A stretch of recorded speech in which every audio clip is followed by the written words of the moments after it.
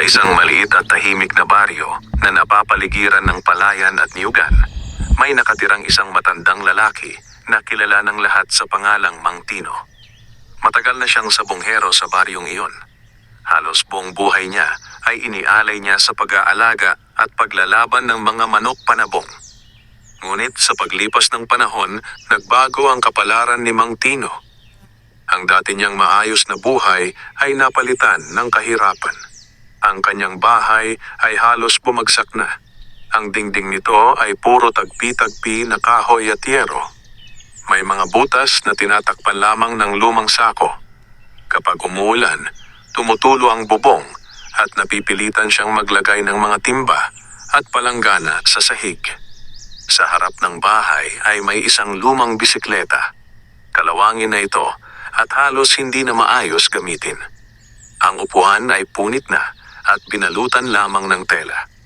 Ang kadena ay madalas kumalas at kailangan pa niyang ayusin gamit ang lumang pako. Iyon ang tanging sasakyan ni Mang Tino. Tuwing umaga, maaga siyang nagigising kahit wala na siyang alagang manok na pangsabong. Nakasanayan na ng kanyang katawan ang paggising bago pa sumikat ang araw. Lumabas siya ng bahay isang umaga habang malamig pa ang hangin. Dahan-dahan niyang itinulak ang kanyang bisikleta papunta sa maliit na bakuran. Tahimik ang paligid. Naririnig lamang ang huni ng mga ibon at ang mahinang ihip ng hangin sa mga dahon ng niyog. Napatingin si Mang Tino sa kanyang dating kulungan ng mga manok. Noon ay puno iyon ng malalakas na panabong. Maraming sabonghero ang pumupunta sa kanya para bumili o makipaglaban. Ngunit ngayon ay wala na. Ang kulungan ay sira-sira na rin, katulad ng kanyang bahay. Umupo siya sa isang maliit na bangko na gawa sa kahoy. Napabuntong hininga siya habang inaalala ang mga lumipas na taon.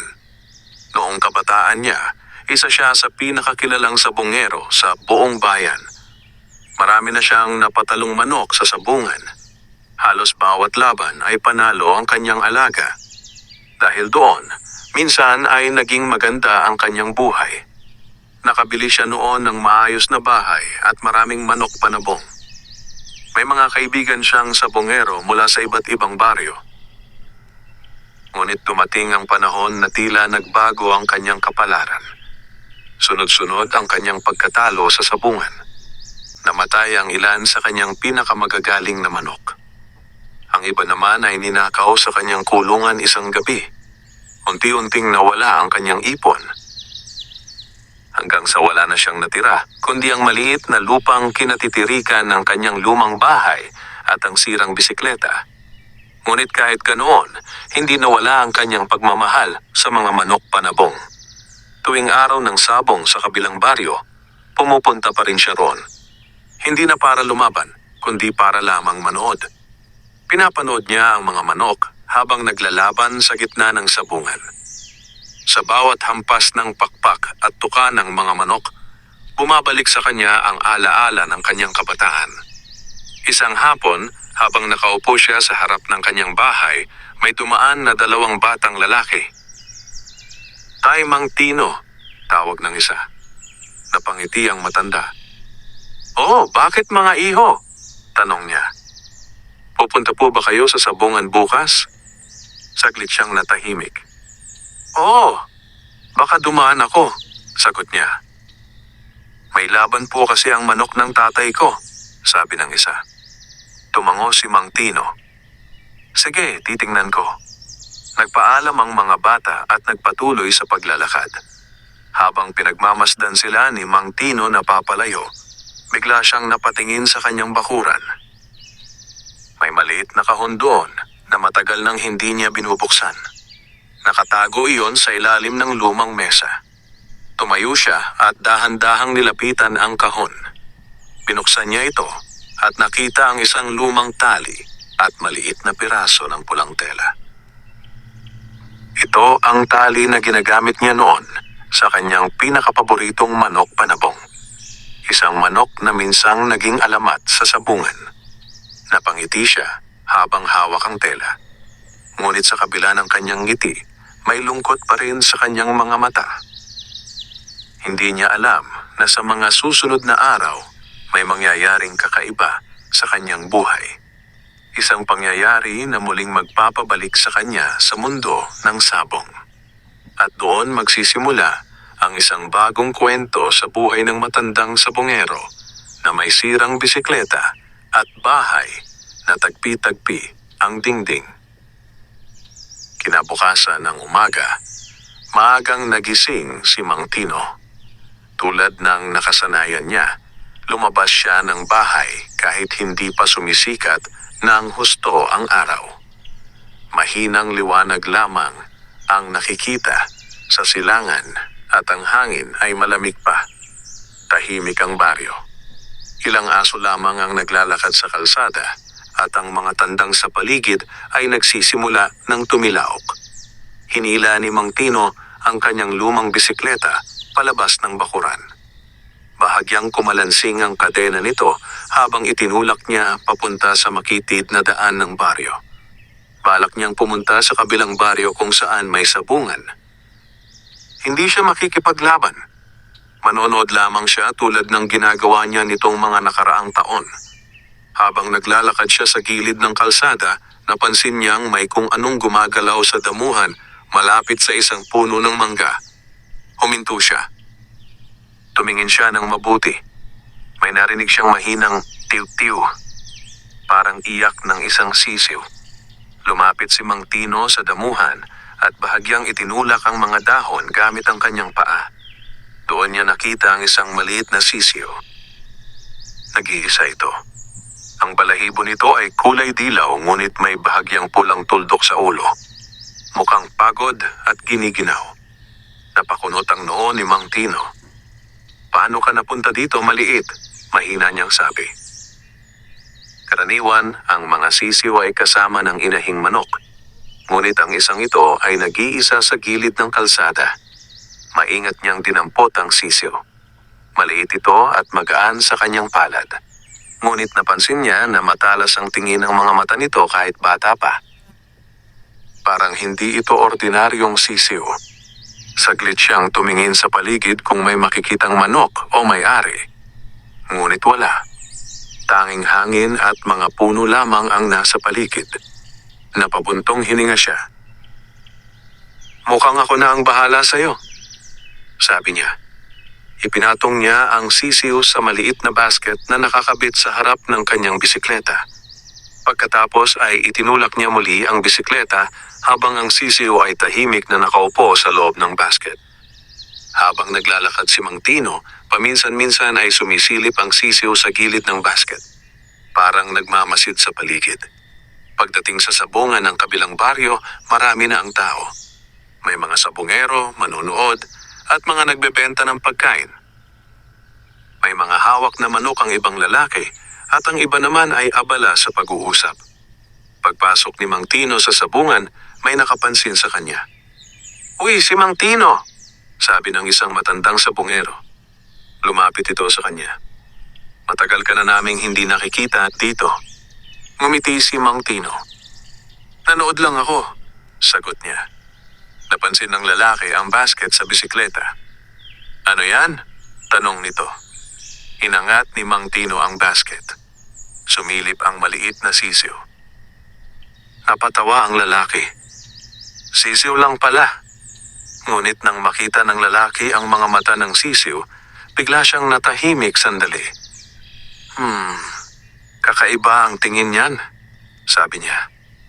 "Napulot ko lang sa daan kanina," sagot ni Mang Tino. Tumango ang lalaki ngunit tila may iniisip.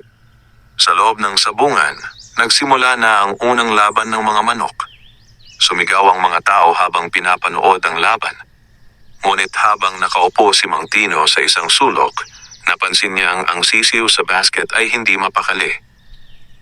Paminsan-minsan ay tumititig ito sa gitna ng sabungan kung saan naglalaban ang dalawang manok. Parang sinusundan nito ang bawat galaw ng mga panabong. Napakunot ang noo ni Mang Tino.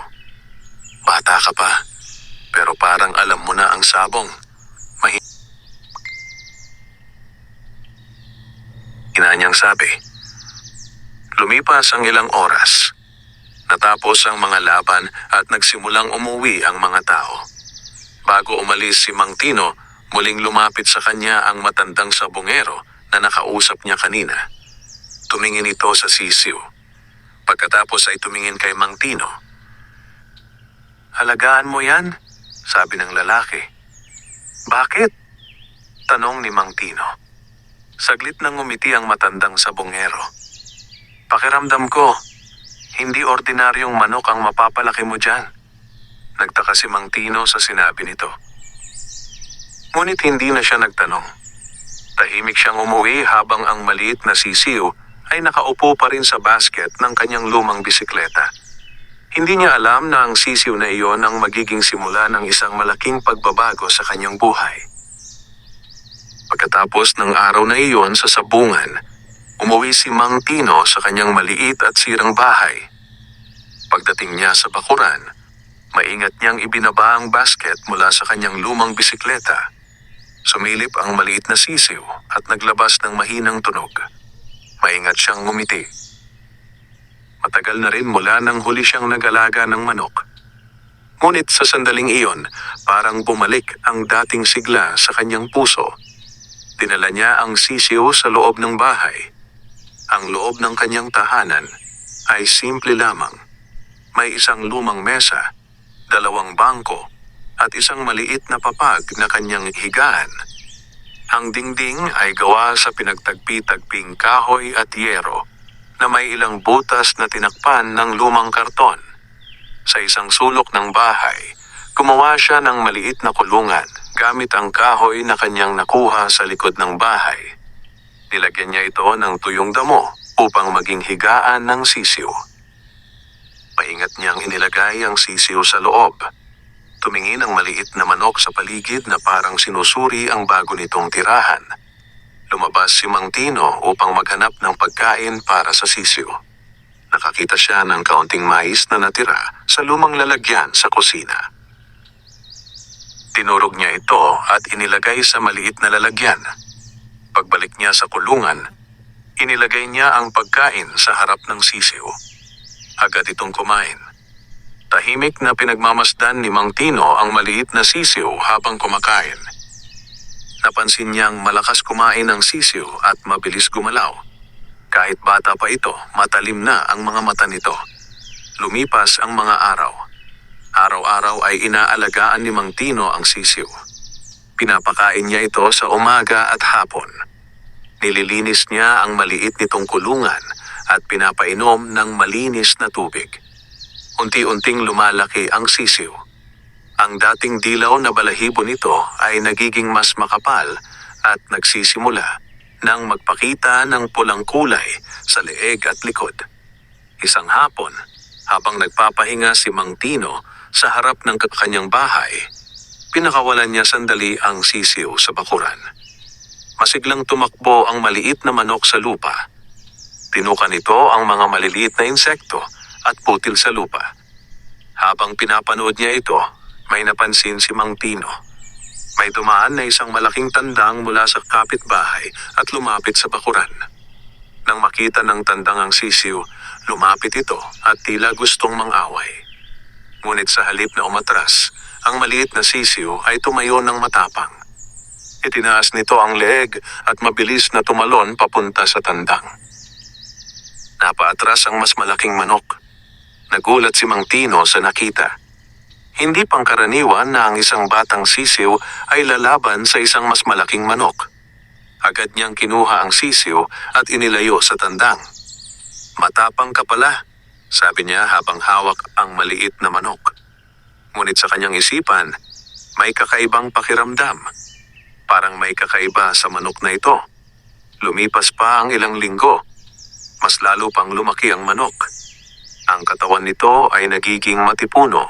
Ang balahibo nito ay makintab at ang mga mata nito ay tila laging alerto. Isang gabi, habang nakaupo si Mang Tino sa loob ng kanyang bahay, may narinig siyang mahihinang yabag sa labas. Parang may taong naglalakad malapit sa kanyang bakuran.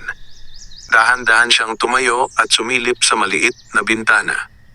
Ngunit wala siyang makita. Tahimik ang paligid at madilim ang buong baryo. Bumalik siya sa kanyang upuan. Sa sandaling iyon, narinig niya ang manok sa kulungan. Hindi ito tumitilaok. Tahimik lamang itong nakatayo habang nakatingin sa direksyon ng bakuran. Parang may nakikita ito na hindi nakikita ni Mang Tino. Napakunot ang noo ng matanda.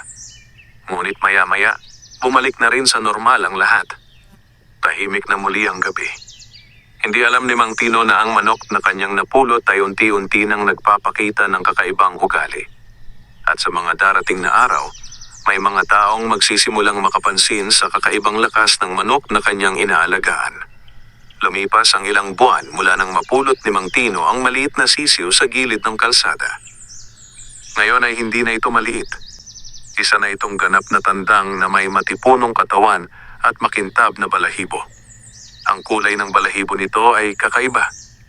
May halong pula, itim, at gintong kintab na nagliliwanag kapag tinatamaan ng sikat ng araw.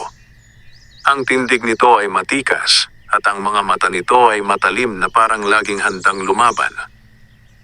Sa tuwing pinapakawalan ni Mang Tino ang manok sa bakuran, agad itong naglalakad ng may kumpiyansa. Hindi ito takot sa ibang manok at madalas ay napapatras nito ang mas malalaking tandang ng mga kapitbahay. Isang umaga, habang nililinis ni Mang Tino ang bakuran, dumaan ang kanyang kapitbahay na si Mang Lando. Napansin nito ang tandang na gumagala sa lupa. Huminto si Mang Lando at matagal na tinitigan ng manok. "Tino," tawag niya. Lumingon si Mang Tino. "Oh, bakit?" sagot niya. Lumapit si Mang Lando at itinuro ang manok. "Saan mo nakuha ang tandang na iyan?" Napatingin si Mang Tino sa kanyang alaga. "Napulot ko lang iyan noong isang buwan sa daan," sagot niya. Nagulat si Mang Lando. "Napulot mo lang?" Tumango si Mang Tino. Tahimik na pinagmasdan ni Mang Lando ang manok habang naglalakad ito sa bakuran. Pagkatapos ng ilang sandali ay umiling siya ng dahan-dahan. "Hindi pangkaraniwan ang tindig ng manok na iyan," sabi niya. Napangiti si Mang Tino. "Talaga? Matagal na akong sabungero," sagot ni Mang Lando. "Alam ko ang kilos ng mga panabong. Ang manok mo, parang may dugo ng malakas na lahi." Saglit na natahimik si Mang Tino. Hindi niya alam kung ano ang sasabihin. Napansin niya rin ang kakaibang lakas ng kanyang manok, ngunit hindi niya masyadong iniisip iyon. Sa isip niya, isa lamang itong manok na kanyang napulot at inalagaan. Lumapit si Mang Lando sa tandang. Maingat niyang pinagmasdan ng pakpak at katawan nito. "Kung palalakihin mo pa ito ng maayos, magiging mabagsik na panabong ito," sabi niya. Napatingin si Mang Tino sa kanyang manok. Sa loob ng maraming taon, matagal na siyang walang manok na maituturing na pangsabong. Ngunit habang nakikita niya ang tindig ng kanyang alaga, unti-unting bumabalik sa kanyang isip ang mga alaala ng kanyang kabataan sa sabungan. "Sabi mo, napulot mo lang ito?" Muling tanong ni Mang Lando. "Oh," sagot ni Mang Tino. Umiling muli si Mang Lando. "Kung ako sa iyo, aalagaan ko iyan ng mabuti." Pagkatapos ay nagpaalam na si Mang Lando at nagpatuloy sa paglalakad. Maghapon na iniisip ni Mang Tino ang sinabi ng kanyang kapitbahay. Habang nakaupo siya sa harap ng bahay, pinagmamasdan niya ang manok na patuloy na naghuhukay sa lupa. May kakaibang pakiramdam sa kanyang dibdib. Parang matagal nang natutulog na pag-asa ang unti-unting nagigising. Lumipas ang ilang araw. Minsan ay may dumaan na dalawang sabungero mula sa kabilang baryo. Napansin nila ang manok ni Mang Tino habang nakatali ito sa ilalim ng puno ng mangga. Huminto sila. "Tandang mo ba yan?" tanong ng isa. "Oo," sagot ni Mang Tino. Lumapit ang dalawang lalaki at matagal na pinagmasdan ng manok. Isa sa kanila ay bahagyang ngumiti. "Maganda ang katawan," sabi niya. Ang isa naman ay tumingin kay Mang Tino. "Ibebenta mo ba?" Umiling si Mang Tino. "Hindi." Tumango ang dalawang lalaki at umalis din pagkatapos. Ngunit bago sila tuluyang makalayo, narinig ni Mang Tino ang isa sa kanila na nagsabi, "Kung lalaban iyan sa sabungan, siguradong maraming papansin dyan." Pagkatapos nilang umalis, muling tumingin si Mang Tino sa kanyang manok. Tahimik lamang itong nakatayo habang nakatingin sa malayo. Sa sandaling iyon, parang naisip ni Mang Tino ang isang bagay na matagal na niyang hindi iniisip. Ang muling pagbabalik sa sabungan. Ngunit hindi niya alam na sa kanyang pagbabalik, may mga taong magbabantay at magtatangkang kunin ang manok na kanyang napulot. Lumipas pa ang ilang linggo at lalong gumanda ang katawan ng tandang na inaalagaan ni Mang Tino. Halos araw-araw ay pinapakain niya ito ng mais at pinapakawalan sa bakuran upang makatakbo at makagalaw. Kahit matanda na si Mang Tino, alam pa rin niya ang tamang paraan ng pag-aalaga ng panabong. Maraming taon ang ginugol niya sa sabungan, kaya kabisado na niya ang ugali at lakas ng mga manok na panglaban. Tuwing umaga, pinagmamasdan niya ang kanyang alaga habang umiikot ito sa bakuran. Napansin niyang lalo itong tumitikas. Matigas ang dibdib at matalim ang mga mata. Parang laging handang lumaban. Isang hapon, habang nakaupo si Mang Tino sa harap ng kanyang bahay, may dumating na isang lalaking nakamotorsiklo. Huminto ito sa harap ng bakuran at bumaba. Tiningnan ng lalaki ang tandang na nakatali sa ilalim ng puno ng mangga. Lumapit siya sa bakod. "Magandang hapon," sabi niya. Tumayo si Mang Tino. "Magandang hapon din," sagot niya. Itinuro ng lalaki ang tandang. "Tandang mo ba yan?" "Oo," sagot ni Mang Tino. Lumapit pa ang lalaki at masusing pinagmasdan ng manok. Ilang sandali siyang tahimik. Pagkatapos ay tumingin kay Mang Tino. "Ibebenta mo ba?" Umiling si Mang Tino. "Hindi." Ngumiti ng bahagya ang lalaki. "Magkano kung sakali?" "Hindi ko binebenta," ulit ni Mang Tino. Tumango ang lalaki ngunit hindi agad umalis.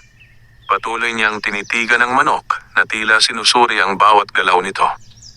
"Sabonggero ka ba?" tanong niya. "Oo, dati," sagot ni Mang Tino. "Naglalaban pa ba?" Umiling ang matanda. "Matagal na akong tumigil." Napangiti ang lalaki. Sayang. Napatingin muli siya sa tandang. Kung lalaban niyan sa sabungan, malaki ang posibilidad na manalo. Napabuntong hininga si Mang Tino. Matagal na rin mula nang huli siyang maglaban ng manok. Ngunit sa bawat araw na lumilipas, parang may bumabalik na apoy sa kanyang loob. "Iisipin ko," sagot niya. Tumango ang lalaki. "Sige. Sa susunod na linggo may malaking laban sa sabungan sa kabilang bayan." Pagkatapos sabihin niyon, sumakay na muli ang lalaki sa motorsiklo at umalis. Tahimik na naiwan si Mang Tino sa bakuran. Dahan-dahan siyang lumapit sa kanyang tandang. Tinitigan niya ito. Tahimik lamang ang manok, ngunit ang tindig nito ay parang handang sumugod anumang oras. Sa sandaling iyon, bumalik sa isip ni Mang Tino ang mga lumang alaala. Ang sigawan ng mga tao sa sabungan. Ang mga laban na kanyang napanalunan noon. Ang saya ng tagumpay at ang bigat ng pagkatalo. Matagal na siyang lumayo sa mundong iyon. Ngunit ngayon, parang muli siyang tinatawag nito. Lumapit siya sa maliit na kulungan sa bakuran. Hinawakan niya ang tali ng tandang. "Matagal na akong hindi lumalaban," mahina niyang sabi. Tahimik lamang ang manok habang nakatingin sa kanya. Sa sandaling iyon, nakaramdam si Mang Tino ng kakaibang pakiramdam. Parang may bagong pagkakataon na dumating sa kanyang buhay. Isang pagkakataon na maaaring magbalik sa kanya sa mundo ng sabungan. Ngunit hindi niya alam na ang laban na naghihintay sa kanya ay hindi lamang tungkol sa panalo o talo. May mga taong nakamasid na sa kanyang manok at handa silang gawin ang lahat upang makuha ito. Isang linggo matapos dumaan ang lalaking nakamotorsiklo, hindi mapakali si Mang Tino. Araw-araw niyang iniisip ang sinabi nito tungkol sa malaking laban sa sabungan sa kabilang bayan. Matagal na rin mula nang huli siyang magpunta sa sabungan bilang isang sabongero. Sa loob ng maraming taon, nanonood na lamang siya.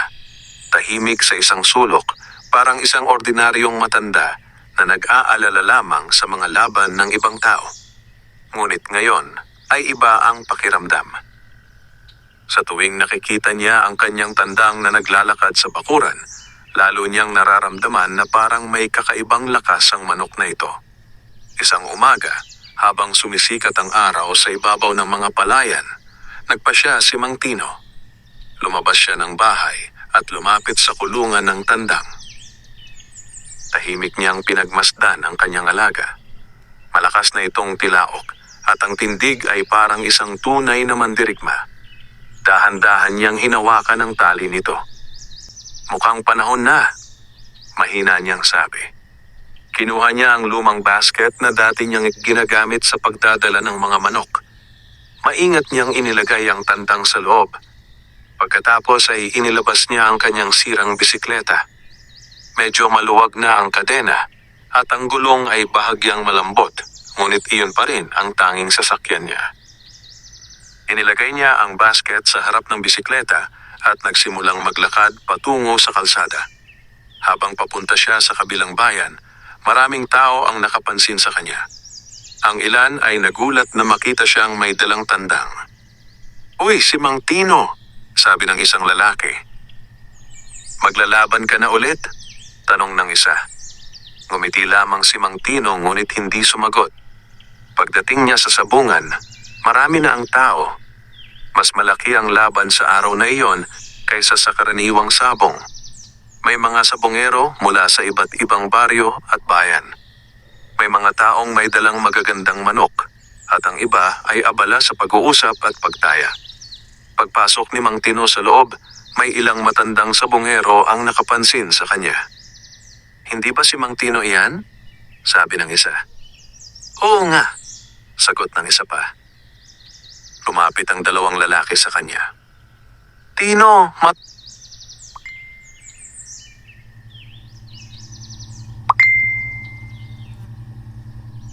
tagal kang nawala," sabi ng isa. Tumango si Mang Tino. "Nanonood lang ako noon," sagot niya. Napansin nila ang basket na dala niya. "Ano ang dala mo?" tanong ng isa. Dahan-dahang binuksan ni Mang Tino ang basket. Sumilip ang tandang. Tahimik na tinitigan ng dalawang lalaki ang manok. Ilang sandali silang hindi nagsalita. Pagkatapos ay nagkatinginan sila. "Maganda ang tindig," sabi ng isa. "Malakas ang katawan," dagdag ng isa pa. Habang pinag-uusapan nila ang manok, may isang lalaki na nakapansin sa kanila mula sa kabilang bahagi ng sabungan. Ito ang lalaking nakamotorsiklo na dumaan sa bahay ni Mang Tino noong nakaraang linggo. Lumapit ito. "Tuloy ka pala," sabi niya habang nakangiti. Tumango si Mang Tino. "Sinubukan ko lang," sagot niya. Tumingin ang lalaki sa tandang. "Handa ka na ba sa laban?" Sandaling natahimik si Mang Tino. Matagal na panahon na rin mula nang huli niyang gawin ito. Ngunit sa sandaling yon, parang bumalik ang dating tapang sa kanyang dibdib. "Handa na," sagot niya. Sa gitna ng sabungan, nagsimula nang maghanap ng maglalaban ng mga sabungero.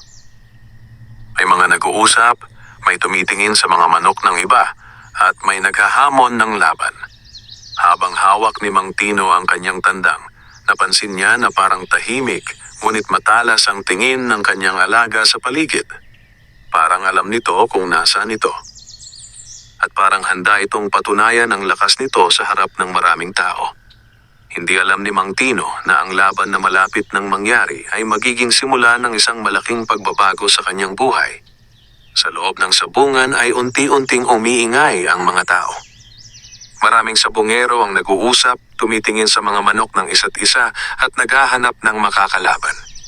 Hawak ni Mang Tino ang kanyang tandang habang nakatayo sa gilid ng sabungan. Matagal na siyang hindi nakaramdam ng ganitong kaba.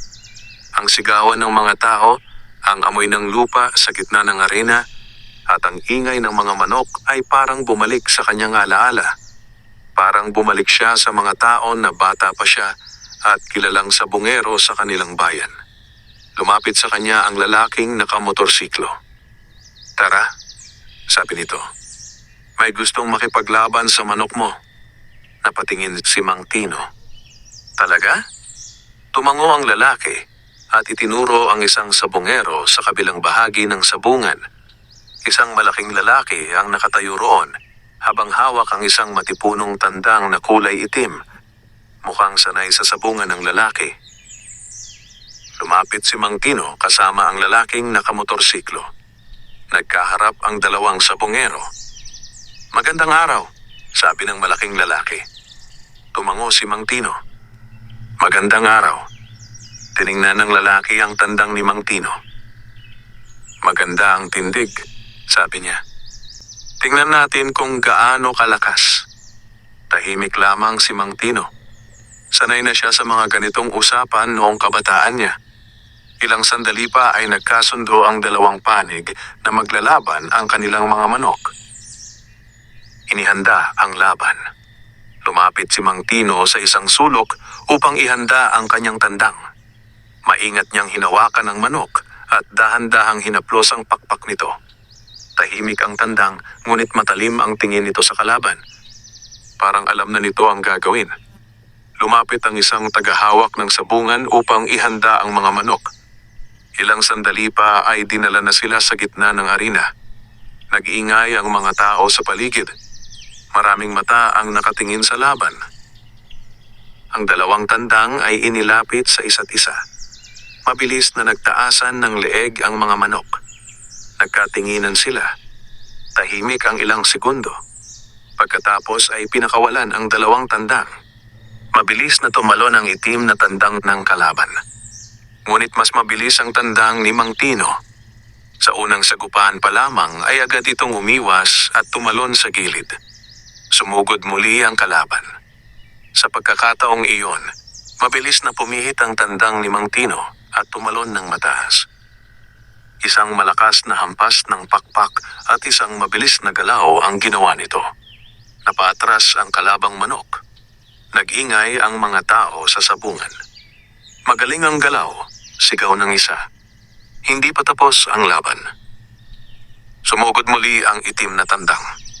Ngunit tila mas mabilis at mas matalas ang galaw ng manok ni Mang Tino. Ilang sandali pa ay nagsimula ng manghina ang kalaban. Patuloy na umatake ang tandang ni Mang Tino hanggang sa tuluyan nang bumagsak ang kalabang manok. Tumahimik ang sabungan sandali. Pagkatapos ay biglang nag-ingay ang mga tao. "Panalo!" Malakas ang tandang. Napatingin si Mang Tino sa kanyang manok. Tahimik lamang itong nakatayo sa gitna ng arena. Sa sandaling iyon, muling naramdaman ni Mang Tino ang pakiramdam ng tagumpay na matagal na niyang hindi nararanasan. Lumapit ang lalaking nakamotorsiklo at ngumiti. "Sabi ko sa'yo," sabi niya. "Hindi ordinaryong manok iyan." Ngunit sa kabilang bahagi ng sabungan, may ilang lalaki na tahimik na nakamasid sa tandang ni Mang Tino. Hindi sila nakikigulo sa sigawan ng mga tao. Tahimik lamang silang nakatingin sa manok na bagong nanalo sa laban. At sa kanilang mga mata, tila may plano na silang iniisip. Matapos ang unang laban, patuloy pa rin ang ingay sa loob ng sabungan. Maraming tao ang nag-uusap tungkol sa nangyaring laban. Ang tandang ni Mang Tino ang pinag-uusapan ng karamihan. "Ang bilis ng galaw ng manok," sabi ng isang sabongero. "Hindi basta-basta ang lakas niyan," sagot naman ng isa. Habang nakatayo si Mang Tino sa gilid ng sabungan, maingat niyang hawak ang kanyang tandang. Pinagmamasdan niya ito habang tahimik lamang na nakatayo sa kanyang braso. Ramdam niya ang init ng katawan ng manok at ang tibok ng lakas nito. Lumapit muli sa kanya ang lalaking nakamotorsiklo. "Maganda ang ipinakita ng manok mo," sabi nito. Umiti si Mang Tino. "Salamat." Marami pang lumapit upang tingnan ang tandang. May ilan na nagtanong kung ibebenta ba niya ito. Ngunit bawat isa ay iisa lamang ang sagot ni Mang Tino. "Hindi." Habang abala ang mga tao sa pag-uusap, may 3 lalaki sa isang sulok ng sabungan na tahimik lamang na nakamasid. Hindi sila sumisigaw o nakikisali sa usapan. Pinapanood lamang nila ang tandang ni Mang Tino. "Malakas ang manok," sabi ng isa sa kanila. "Hindi ko pa nakikita ang galaw na ganoon," sagot ng isa pa. Ang pangatlong lalaki ay hindi nagsasalita. Nakatingin lamang siya kay Mang Tino at sa tandang nito. Maya-maya ay sinabi niya, "Kung mapupunta sa atin ang manok na iyon, malaki ang kikitain natin." Tahimik ang dalawa niyang kasama. Alam nilang hindi madaling makuha ang manok ng matandang sabungero. Samantala si Mang Tino ay naghahanda ng umuwi. Hindi niya balak maglaban muli sa araw na iyon. Para sa kanya, sapat na ang isang laban. Maingat niyang inilagay ang tandang sa basket. Lumapit ang lalaking nakamotorsiklo. "Uuwi ka na?" Tumango si Mang Tino. "Oo." Ngumiti ang lalaki. "Magaling ang manok mo. Sigurado akong marami pang laban ang mananalo niyan." Tumango lamang si Mang Tino. Pagkatapos ay itinulak niya ang kanyang lumang bisikleta palabas ng sabungan. Habang papalayo siya sa lugar, may ilang taong patuloy na nakatingin sa kanya. Kabilang na ang 3 lalaking kanina pa nakamasid. Tahimik silang lumabas ng sabungan at sumakay sa isang motorsiklo. Mula sa malayo, sinundan nila si Mang Tino. Samantala, si Mang Tino ay hindi napapansin ng mga ito. Abala siya sa paglalakad habang tinutulak ang kanyang bisikleta sa mahabang daan pauwi sa baryo. Tahimik ang paligid.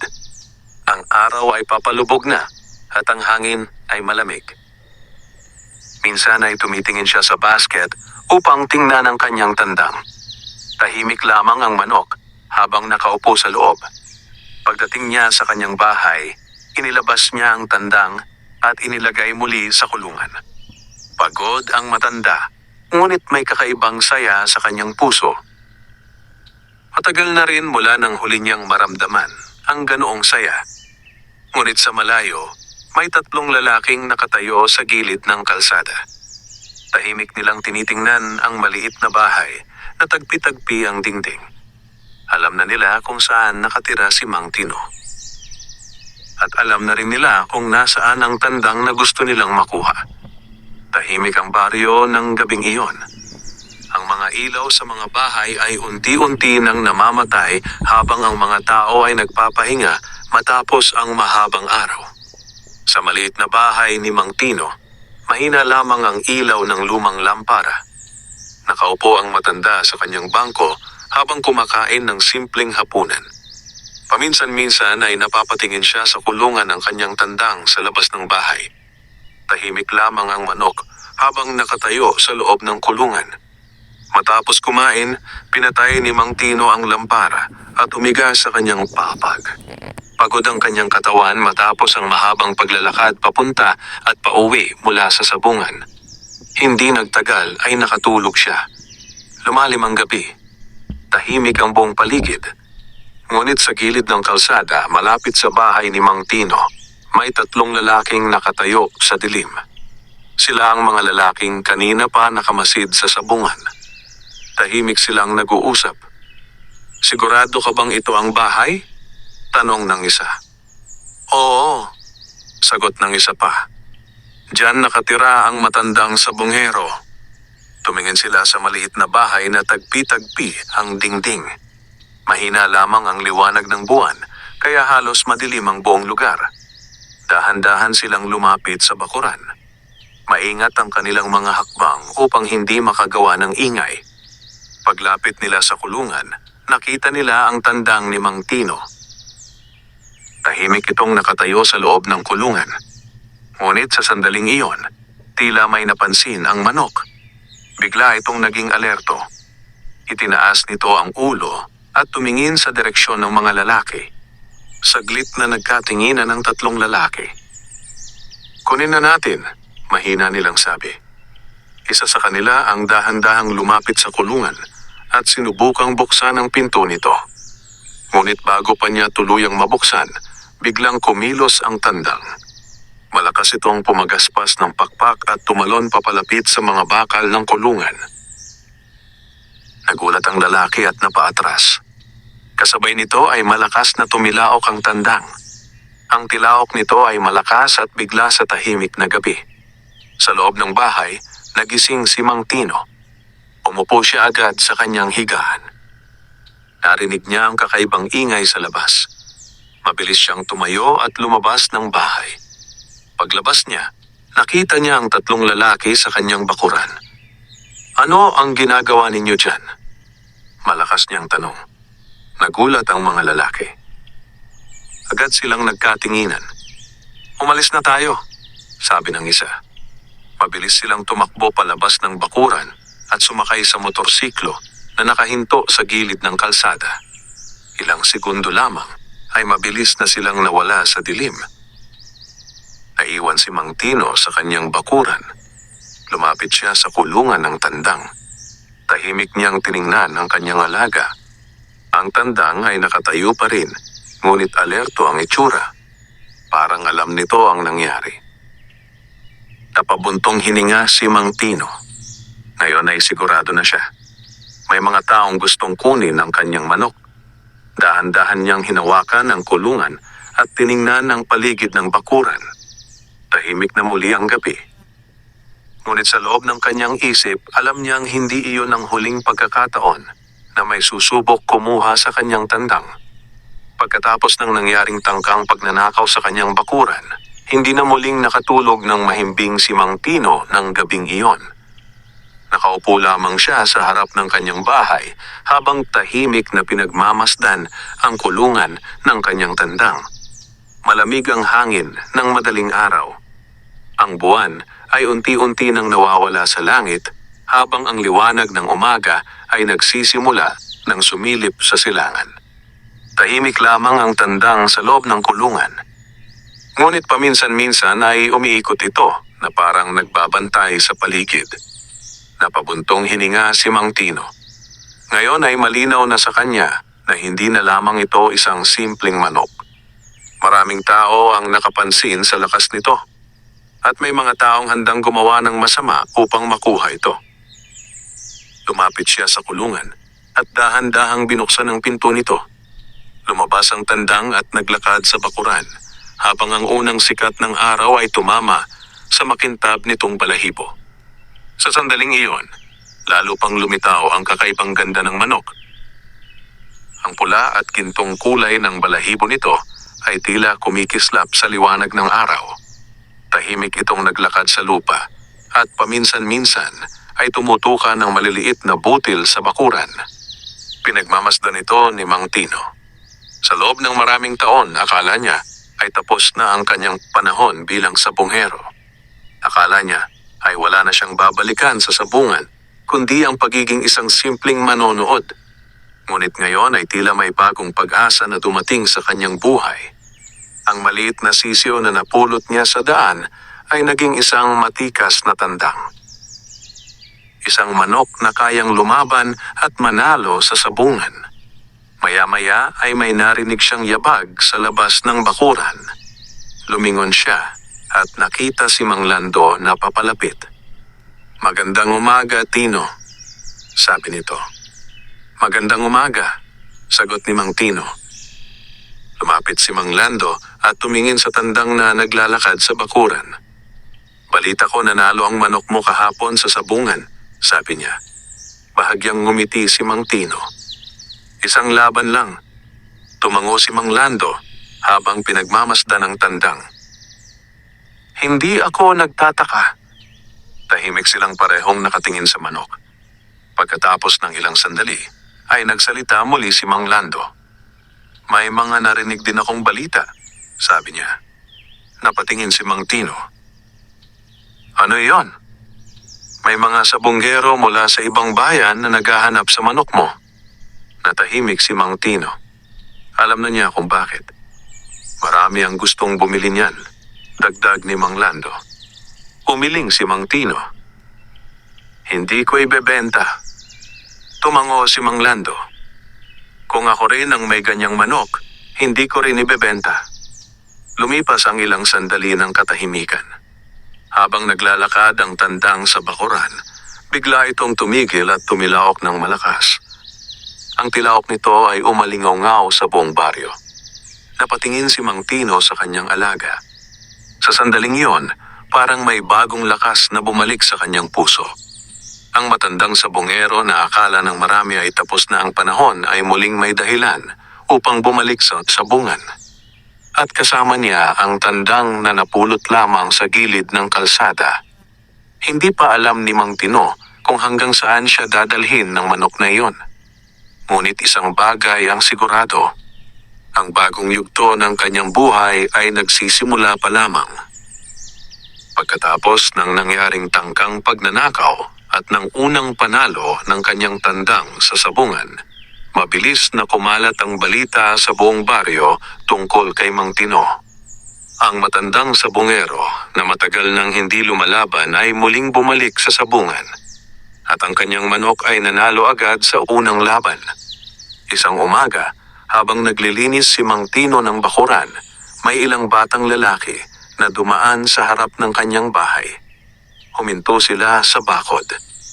"Tay, Mang Tino!" tawag ng isa. Lumingon ang matanda at ngumiti. "Oh, bakit mga iho?" Tumingin ang mga bata sa tandang na naglalakad sa bakuran. "Yan ba ang manok na nanalo sa sabungan?" tanong ng isa. "Oo," sagot ni Mang Tino. Lumapit pa ang mga bata at masiglang pinagmamasdan ng tandang. "Ang ganda ng balahibo," sabi ng isa.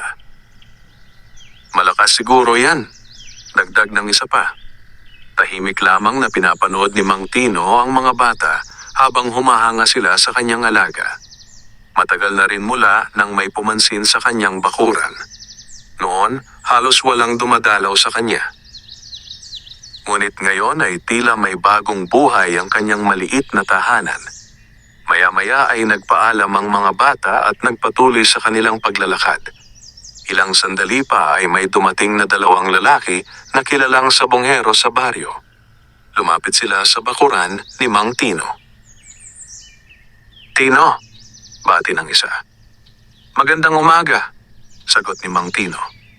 Napansin ng dalawang lalaki ang tandang na nakatayo sa ilalim ng puno ng mangga. Matagal nila itong pinagmasdan. "Maganda ang tindig," sabi ng isa. "May laban ba ulit yan?" tanong ng isa pa. Sandaling nag-isip si Mang Tino. "Hindi ko pa alam," sagot niya.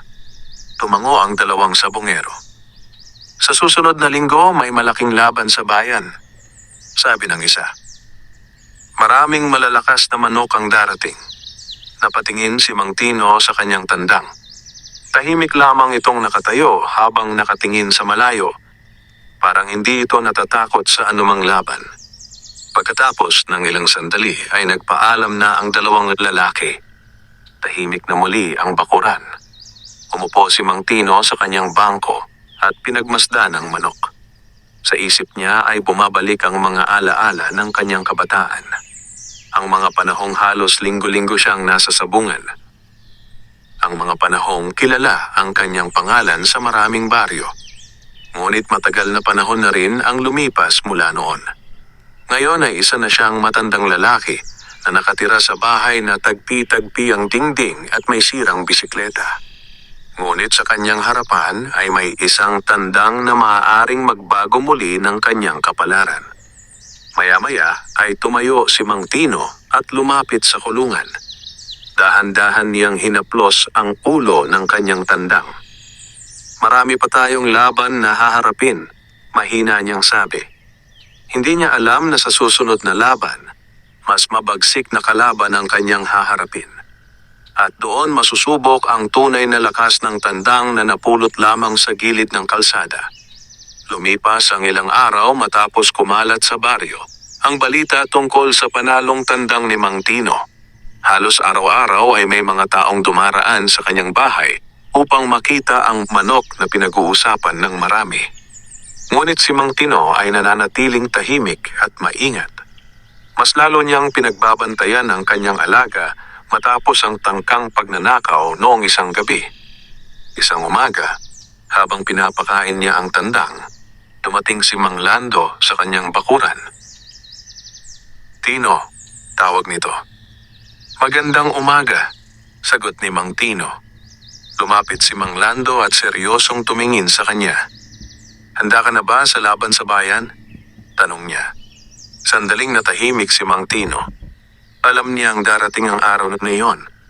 Ang malaking sabong sa bayan ay dinarayo ng maraming sabongero mula sa iba't ibang lugar.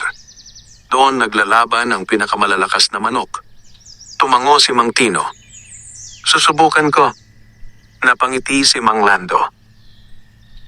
"Maganda. Maraming gustong makita kung gaano kalakas ang tandang mo." Lumipas ang 2 araw. Dumating ang araw ng malaking sabong. Maaga pa lamang ay naghanda na si Mang Tino. Inilagay niya ang tandang sa lumang basket at inilabas ang kanyang sirang bisikleta.